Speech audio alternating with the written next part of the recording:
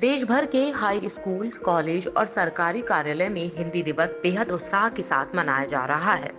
14 सितंबर का दिन वाकई हर भारतवासी के लिए गर्व का दिन है। यह पूरे देश को एक रखने वाली भाषा हिंदी का दिन है।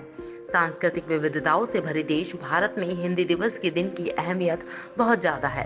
भारत के विभिन्न क्षेत्रों में लोगों का खान पान, रहन सहन, वेशभूषा, शारीरिक गठन, यहाँ तक की विचारधारा भी अलग अलग प्रकार की है।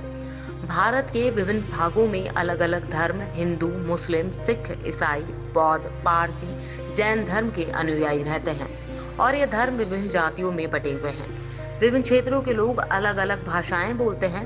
धर्म, जाति, भाषा, संस्कृति की इन विविधताओं के फासलों को हिंदी खत्म कर देती है। हिंदी ही है जो अलग अलग क्षेत्रों के लोगों के दिलों की दूरियों को मिटाती है और सभी को एकता के सूत्र में बांधे रखती है। हिंदी केवल हमारी मातृभाषा या राष्ट्रभाषा ही नहीं, अपितु ये राष्ट्रीय अस्मिता और गौरव का प्रतीक है। आजादी मिलने के 2 वर्ष बाद 14 सितंबर 1949 को संविधान सभा में एक मत से हिंदी को राजभाषा घोषित किया गया था। इस निर्णय के बाद हिंदी को हर क्षेत्र में प्रसारित करने के लिए राष्ट्रभाषा प्रचार समिति वर्धा के अनुरोध पर 1953 से पूरे भारत में 14 सितंबर को हर साल हिंदी दिवस के रूप में मनाया जाने लगा। 14 सितंबर 1953 को पहली बार देश में हिंदी दिवस मनाया गया।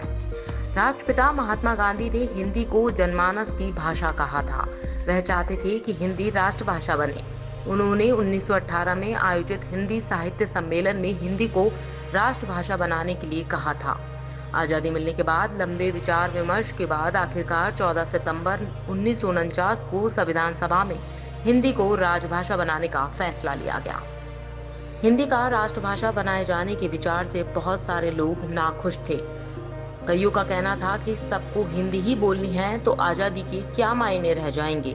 ऐसे में हिंदी राष्ट्रभाषा नहीं बन पाई। आप सभी को पंजाब केसरी टीवी की ओर से हिंदी दिवस की हार्दिक शुभकामनाएं।